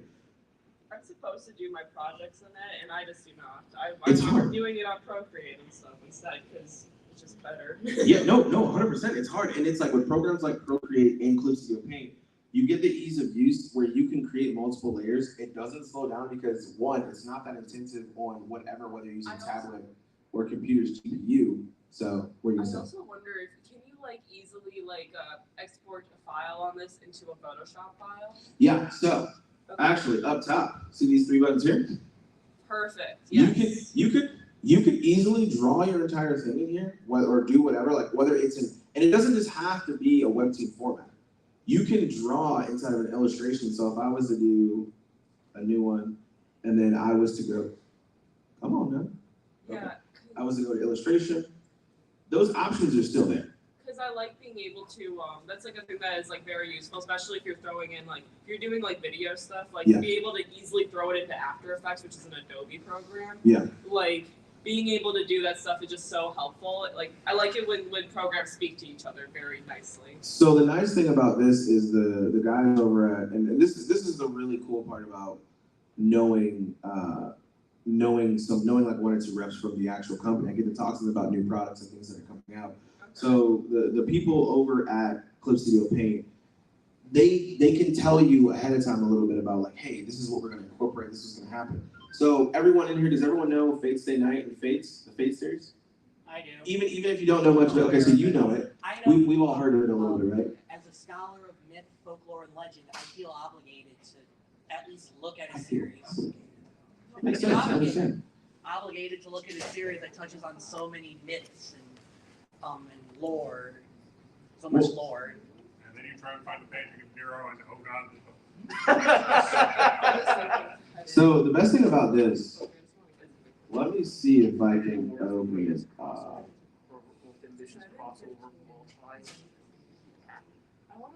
Let's see if I can open it up. Yeah, about that. Yeah, about that. Avengers 2012 was the greatest crossover of all time. That was the first for me. And anyone who disagrees with me is a damn dirty liar. Give me 1 second. I'm looking for this thing. We have a whole. Yeah. I hope the whole recording fudge is my favorite. So this is an animation I did from this course I'm currently learning. Oh, it has animation on It has animation. Let's fucking go! So, Yeah! This is the thing.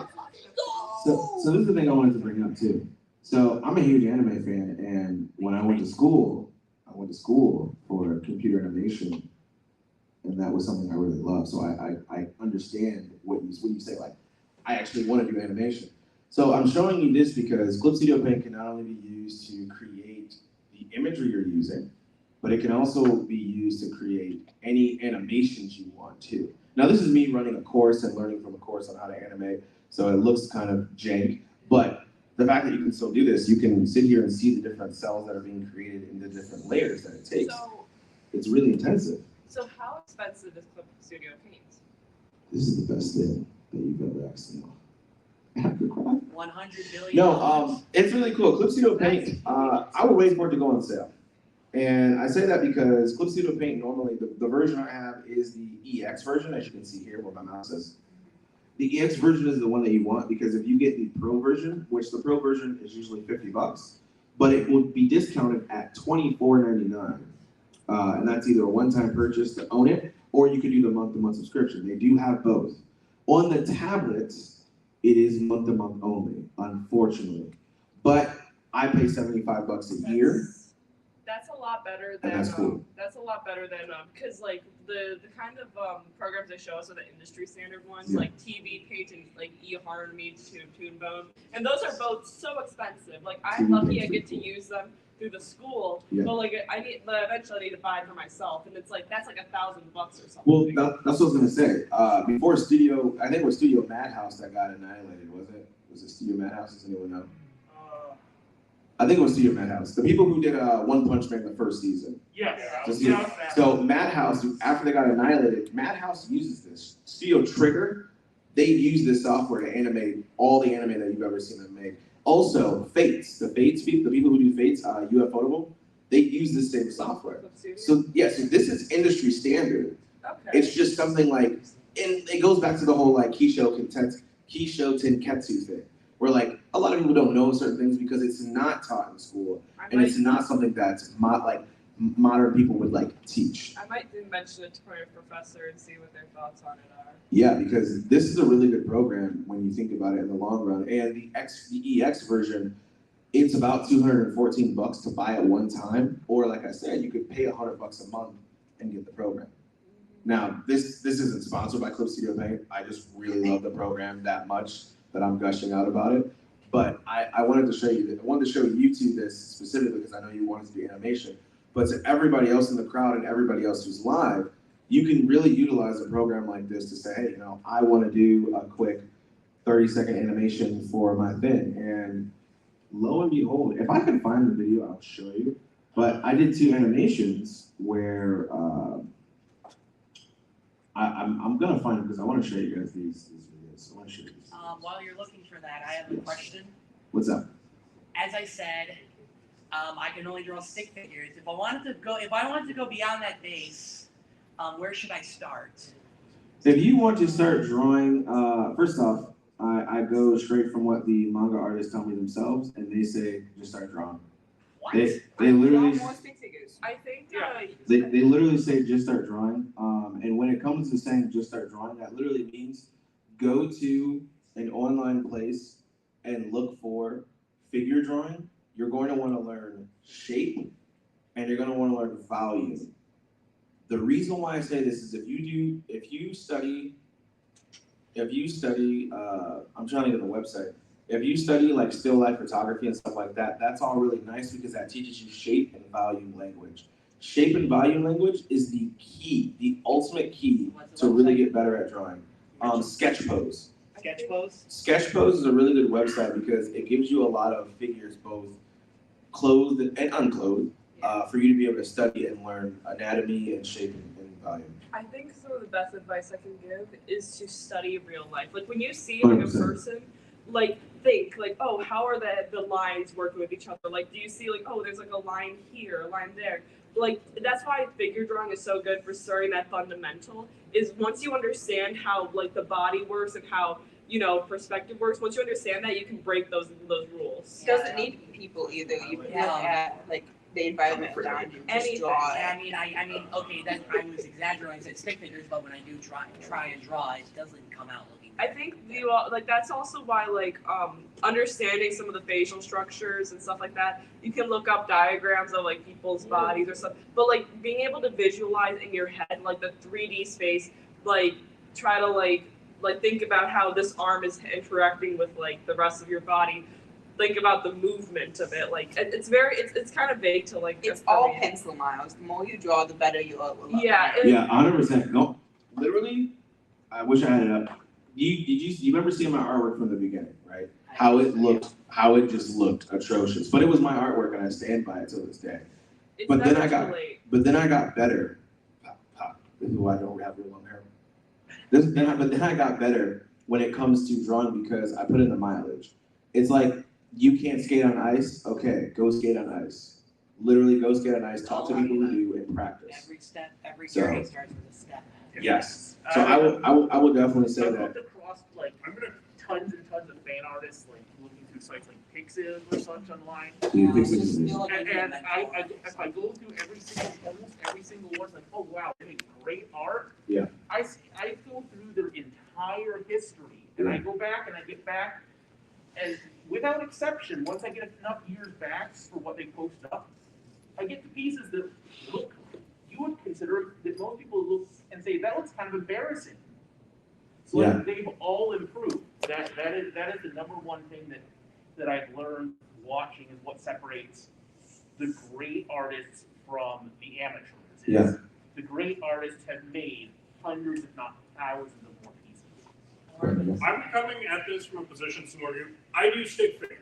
I'm bad. Which is okay, by the way. Yeah, and here's the thing, I buy my own art for my books. I have to talk to my cover artist, and I have to go, this is what I'm looking for. And then I draw them some stick figures, and it looks terrible, and they go, thank you, I can work with this. I know what the idea is. I don't have to try and guess from a pile of words. A picture's worth 1,000 words?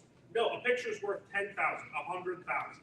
Because every single picture you give them takes ambiguity out and makes it easier for them so they're not confused. 100%, go ahead. I think it was interesting. One of my professors told me about like how he went to like a bar with like the guy, like a guy who was like scribbling down these drunk doodles on these napkins of like the storyboard of what they wanted. He was like, oh, it's just perfect. I'll use this. It'll be perfect. So like you can you just being able to get some ideas out. Someone else might be able to interpret that. It is just like it's just so much easier to like at least be able to scribble down what your thoughts are, and someone else can take it.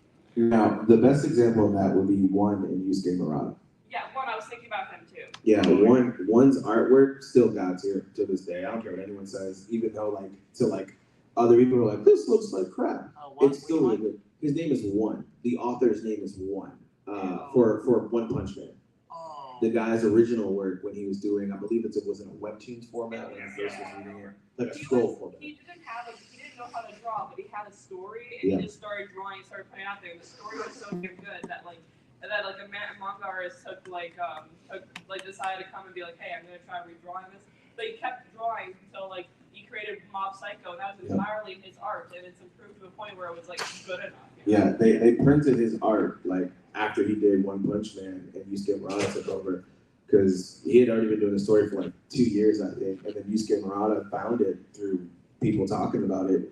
He decided to take over the artwork, and then after they got to a certain point, the creator of One Punch Man One, that's what he goes by, it's his pen name, literally went on to create and draw Mob Psycho himself, and that his art got published, and it still looked the same, but like it has that style. Yeah, it's because of the style. It looked amazing. Like the kind of style that like you kind of still see it though. Like Saitama when he's not like in like overpower, he just like has that like sloppily drawn on face, and then you see that kind of style that it's with Mob Psycho, and everyone has it, but it's so much more stylized and like different now. You know what I mean? Yes. Yeah. So, just to go back to the animation and also to tell people about drawing, this is really my first time doing like real hardcore animation for myself, and I think this looks terrible.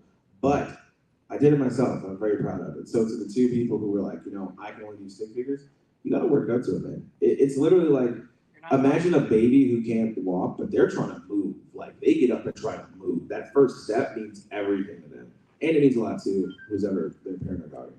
I think it's also important, like too, with like since like we've taken like 2 years at this point, like of animation, is that like you don't have to like have it all so tied down at first. Like it's so nice to work like by just scribbling down and for the animation, get that feeling of movement so it doesn't feel stiff. Mine definitely feels stiff because of that exact reason. Yeah, and I think Start with the motion. And like I think the first like semester of like our animation was literally going over the 12 principles of animation. Yes. So studying that is so good. Like literally each assignment was like to focus on one principle so we can keep building it up, and like so like when you look at our first animations, it's very stiff, but once you like start, whenever like our teacher would really get mad, like, hey, do not draw it so do not make it so detailed. I want to see stick figures. I want to see like slop to have that movement. And I think that's also, just to go back to the school point, that is also a thing. You have people who are well versed in a space, which you can get on YouTube, but you won't get the personal experience of being able to ask questions. And I don't think it was you. I think it was the other gentleman that was in here. You can look at like Skillshare classes. Yeah. Stuff like that. You have things out there that are like that. Pam, I see your hand. I'll get to you in a second. You can go to classes like that online. That'll definitely help you. And you can type out like, hey, I have a question on this. But I think school allows you to in school you get pushed a lot more to like get outside your comfort zone and go do this other thing and try it a different way. Because hang on one second. There's a lot of people who don't do that, and they get really stuck and comfortable in one thing, and then if anyone tries to come and be like, hey, you should try and do this, be a little bit more loose, do it rougher, because of their advice, I'm going to do this a lot rougher next time when I do Yeah. this. I'm going to do it a lot more sloppily and then build up to that. So my animation doesn't feel stiff. Yeah, like when you look at like what professional animators have, like their process, they will often have stick figures and it moves out here and just does this. Google and rough animator. rough animator, and then you That go free on- website that No, people that's talk just about? like, You I don't can know if just it's a look up website, stuff that's just that. like, that's what a lot of people tag their food and Gotcha, has gotcha. examples as. Okay. Yeah, so like that kind of stuff. The whole thing about going out of your I comfort still got you, Pam. Don't worry. I know you're here. it just reminded me of, as a writer, I take a lot of English and writing classes, one of them in literature. Mhm. I did the children's lit class, and we were exposed to a whole bunch of, what's the word?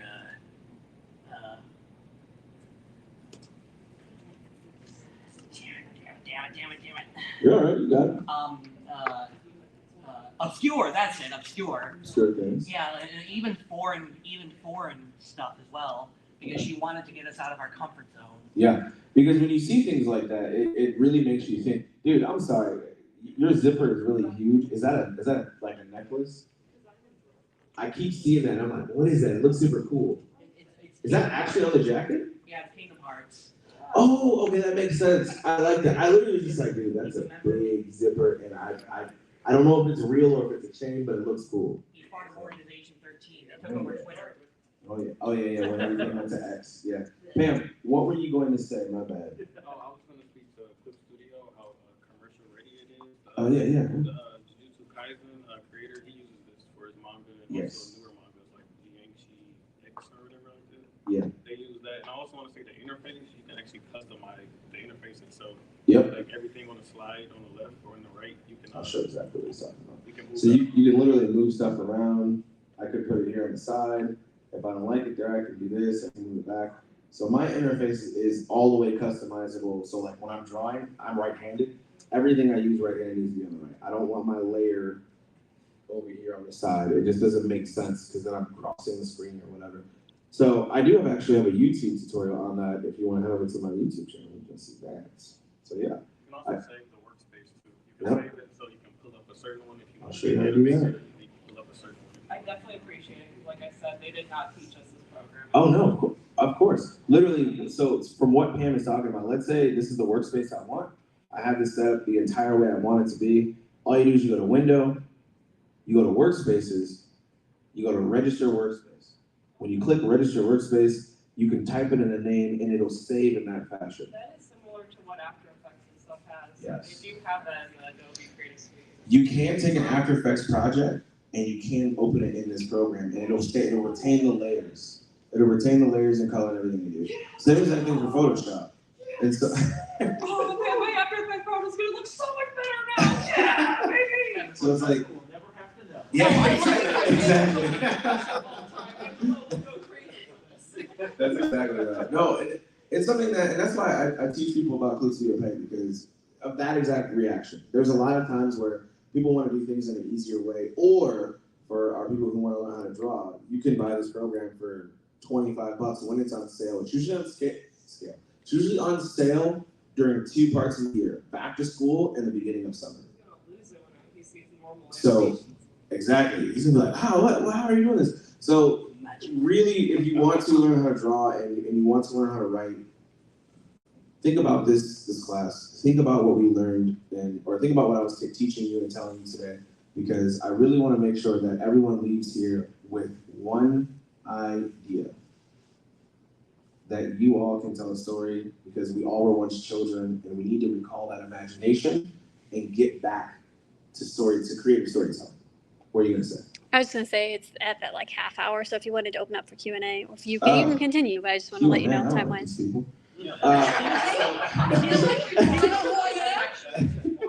No, I'm just joking. Yeah, no. I appreciate everybody's questions and input except you with the cat ears. I didn't know where you got those. Was it from downstairs? Gotcha. It's gonna be closing. I'll have to get some tomorrow. He tried to get me to get some, and I was like, no, but seeing them on you makes me be like, I might look good in them too, you know, never know. So if anybody has any questions, feel free to pick up the mic, or feel free to just yell it out. You don't even gotta pick up the mic. I just want to know, does anyone have any questions over anything we went on, whether it's the animation, KiShoTenKetsu.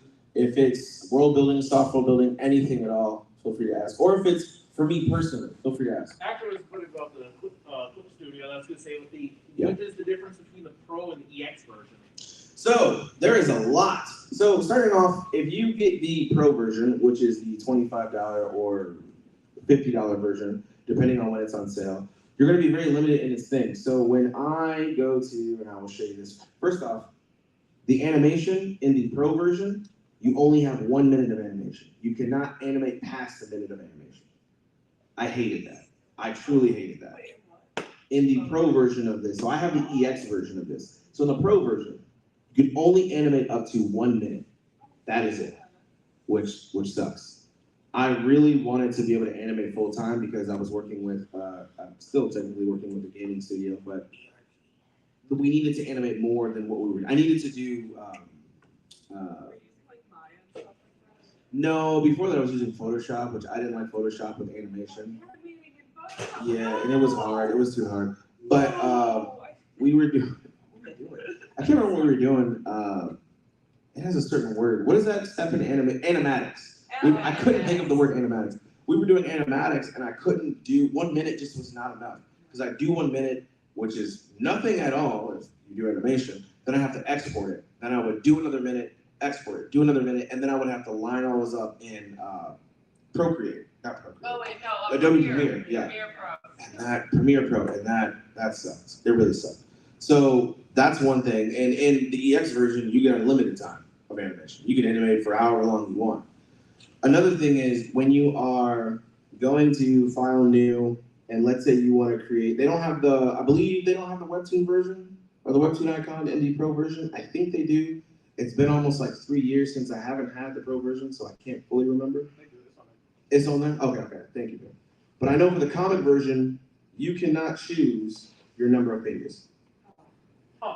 You cannot. They only allow you to do 1 page at a time, which really sucks if you're somebody like me or even aspiring to create like short stories that are maybe 2 pages. You have to do those pages independently of each other. So you wouldn't even get this multiple pages option down at the bottom at all. So like for all the bigger products with Pro, you're just going to wind up making them having some other program to assemble them together. Yes, but that's what I'm saying. In the EX version, you can do everything. You can do whatever you want. Like literally, you can have it however you want it to be. I'm insane. I used to before like I knew that real good program existed. I used to pirate PageToolSci.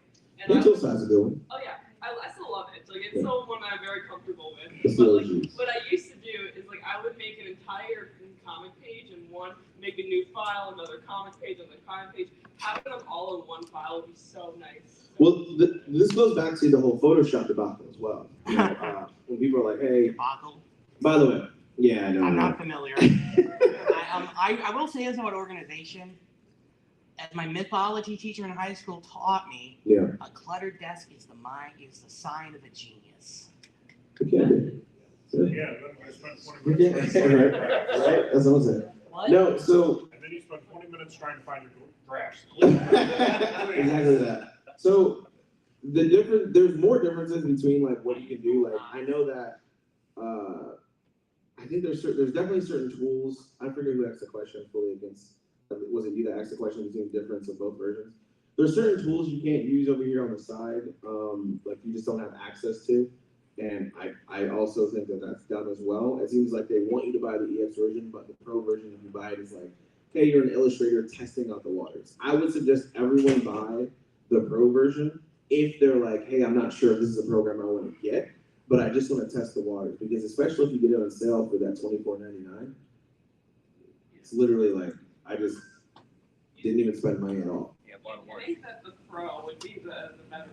Right, I used to think that for the longest time until I had to literally get it in the old noodle that it was there. But just talking about really quick, this versus Photoshop once again. Photoshop is very computer heavy.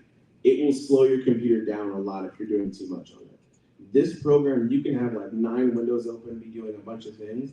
As long as there's no color, you're good. Just turn all your color layers off. But if there's a bunch of color, it might slow down a bit, but not not nearly as much as it would with any of the Adobe products. Is this strictly a Mac program?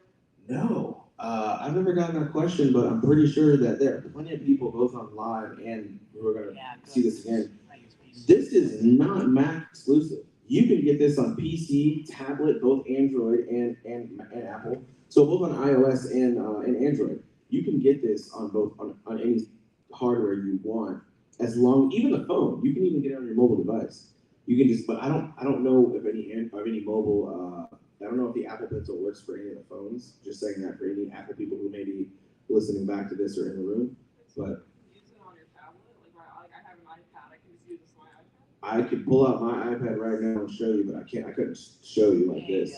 But yeah, you can have it on the iPad. The only difference is the iPad version is a subscription based. And it's only allowed to be on 1 or 2 devices, and if you put it on 3, you have to pay for them separately. The thing I would say, if you're going to do it on a tablet, just pay for the yearly and get it over with, because the yearly is like $70-something bucks, and if you think that's bad, you're going to end up paying $24 a month, and that's a lot more than $70 for the year. So Remember when this used to be about storytelling? Yeah, we were done with the storytelling part. I said everything I needed to say. Fair enough. It's just I had some. What are you gonna say? Just had some more questions about that, but. Feel free to ask. When it comes to being a plotter. We're going back. Go ahead. Yeah. Or I'm more of a pantser. Mm-hmm. Yeah, you can say things about plotters. You can say things about pantsers. But what everyone hates are deep pantsers. No comment. No comment to that. What are you going to say to that? For somebody who wants to get into studying KiShoTenKetsu, yes. But they're familiar with, like, say, 3-act structure. Yes. Would it be a good idea for them to, like, fill in the 3-act structure with individual 3-act structures? No, because then what you're following a different.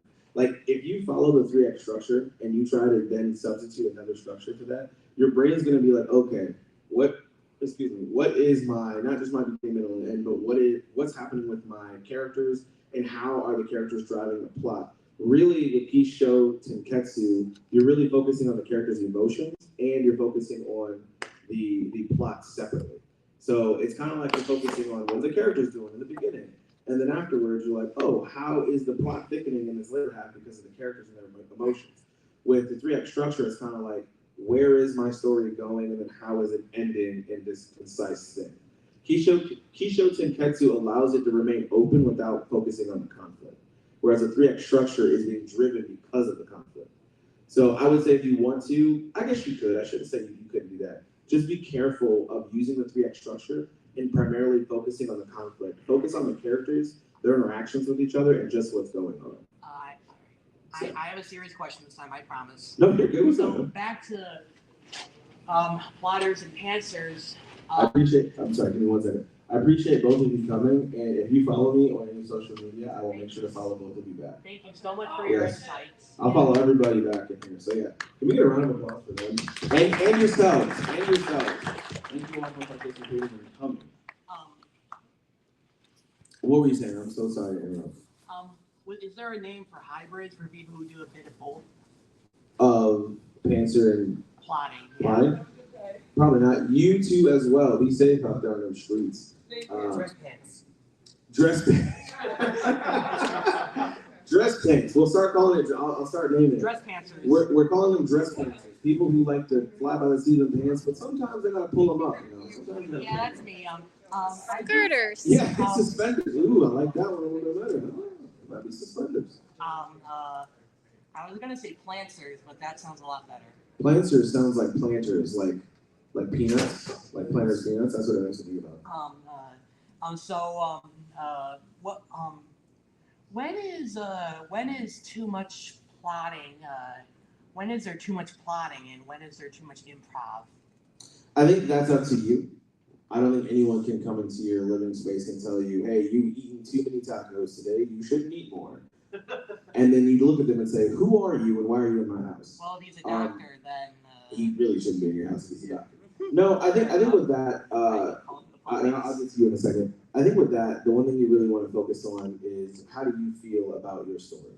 If you've written your story and it's at a point where you're starting to run dry, I think maybe you should take a step back, go do something else, and come back and see, hey, do I need to work on this more, or is this something I can leave alone? Are the characters and the plot and the story fulfilled up to this point? And I feel that's probably my phone, probably get a notification. And I truly believe that if you can feel it out for yourself, it'll be a lot easier because no one can really tell you that unless they are an editor. So you're sounding like Bob Ross now. No, it's your. It's a happy bush. Well, I was actually going to largely echo that. Is that it's pretty much the only point where you say it's too much is when it's stopping you from creating. Yes, a good example on in my mind, I'm thinking of the entire past hour and a half for a pantser, probably the biggest pantser of them all that we all know, George R.R. Martin. For sure. I don't really like Game of Thrones. It's too dark. And that's partly where he's been stuck is that he wrote the entire thing, the part that's actually written, which I believe only goes up to about season 5 or 6 of the show. But all that he's written was done entirely pants style. Yeah, and then that's the point, like I said before, you have to go back and forth in between the two. And he doesn't know how to finish that from there. I didn't know which one of you were gonna say. I thought you had your hand. Oh, okay, go ahead. Pam, we'll get to you next right after that, buddy.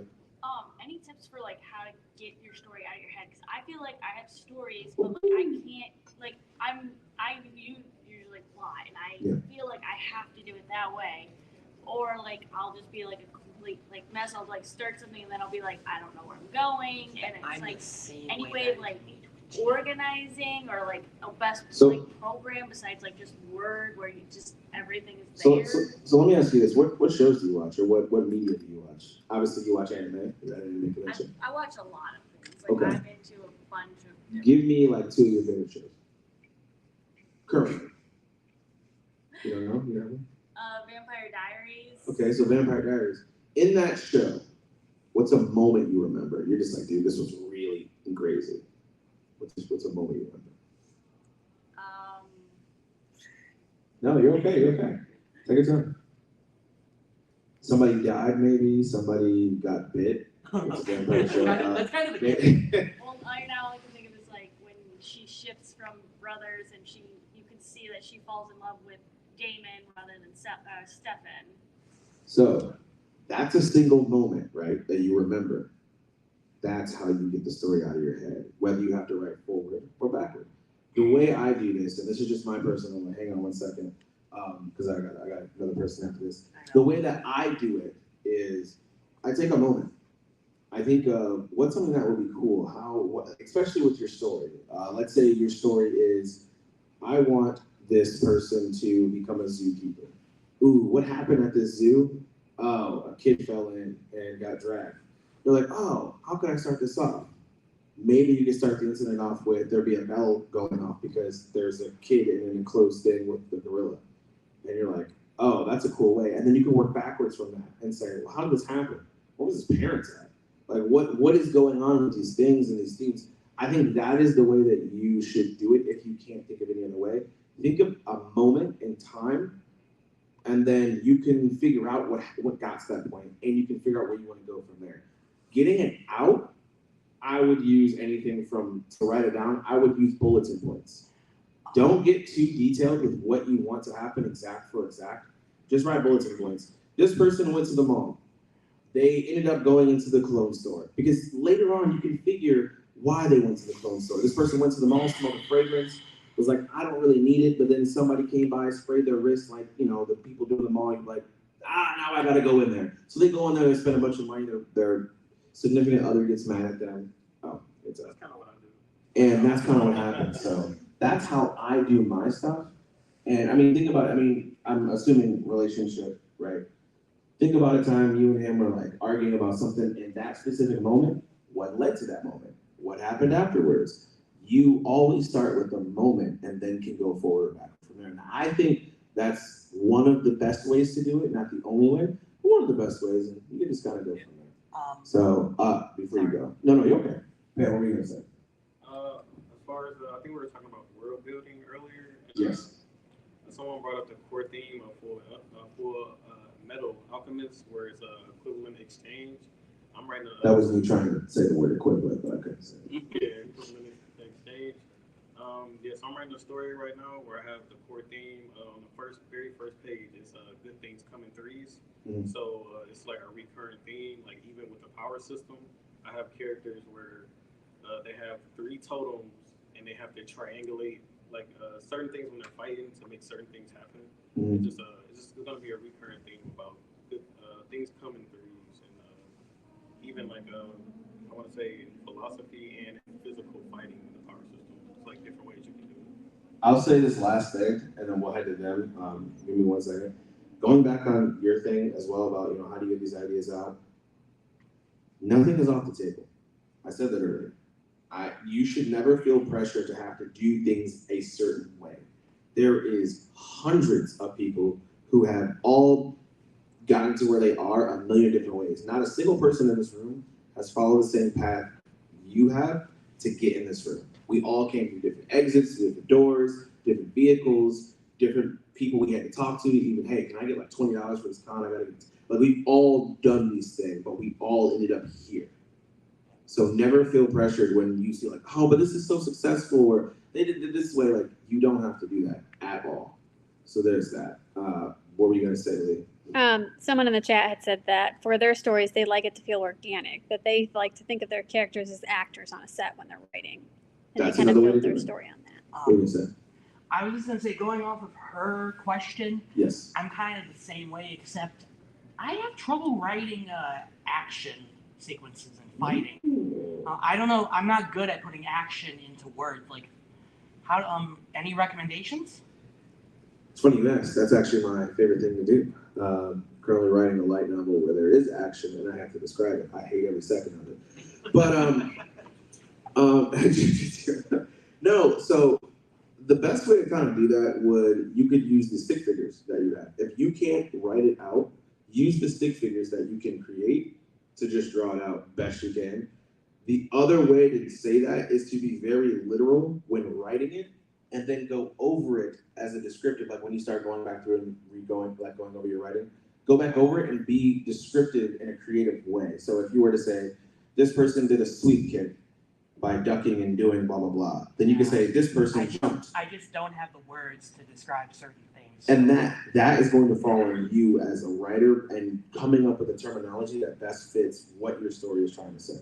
Like I couldn't tell you like what exact words to use per se. Fair enough. But I would say like be very direct and just say this like Brian did a sweep kick to this guy's left ankle. Jeffrey jumped in the air, dodging the sweep kick. Right. Jeffrey landed back on the ground. And then you can go back through and say, Brian did a sweep kick, which almost took Jeffrey down, but Jeffrey was able to dodge by, I don't know, using his muscles or something to jump. I can't think of that on the spot, but it's all right. So where are you gonna send that? I actually just wanted to bounce off that point Yes. and give an example, one of my own, for from Storm Spider Silhouette. What the author does is they tend to focus on how the action scenes affect Kumiko herself, rather than the fight playing out itself. You still know what's happening, but you're seeing what the effects of what's happening. Like Kumiko takes damage, she's really scared, she's injured, she's trying to form a plan, and that's what the focus of the fight is. So maybe taking an aspect of the fight or how it affects the characters and like physically and emotionally is something you could focus on during your action scenes as well. This actually goes back to the thing, because I know we're running short on time, and Pam, I'm going to get to in a second. But this actually goes back to the research part of my slideshow. Researching other stories that are based around action are going to give you a ton. And that's why I really like that point you brought up, because I didn't think of that. Like, literally, I'm going to do it inside. It goes back to that, just researching, like, how do I do this thing? What stories are doing it? You could look at Game of Thrones, even though you don't really like it.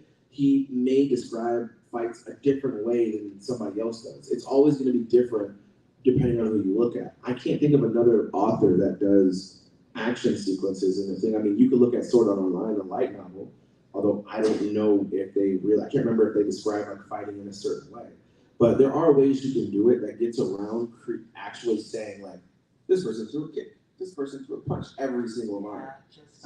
Just finished a chapter in my story with action in it, and I just went in blind. So that's the way to do it. So for the future, I just wanted to know if there was something I could do better, or I wouldn't be able to tell you without reading your story, but going in blind and just starting is the way to do it. Just going in blind, like going in like how children like literally just play or do things. That's how you have to create. That's literally all creating is. We're going in like, how can we play with our toys or make these characters? That's literally it. So, but that's gonna do it, everybody. I appreciate everybody who came and stayed and did that. Yeah, can we get a round of applause for everybody? Literally, I appreciate everybody who came. And if you're not following me on social media, follow me. I'll follow you back. I want to keep up with the progress of everybody creating your story, writing your story.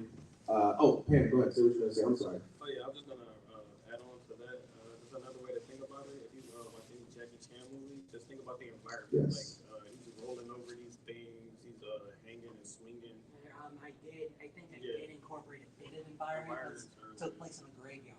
If you read Sakamoto, it's basically Jackie Chan. Yeah, that's very true. So yeah, thank you everybody for coming. We're gonna be doing this again next year, so I'll have better examples. We'll have more stories published under Lumebento, and you guys might be part of it. Hopefully we'll give you a bigger room next time. Yeah, I didn't quite know what room I was gonna be in. I didn't know if that's something I request or not, but I will request a little bit of a bigger room. So I appreciate that. You all have a good rest of your day, rest of your night, and thank you.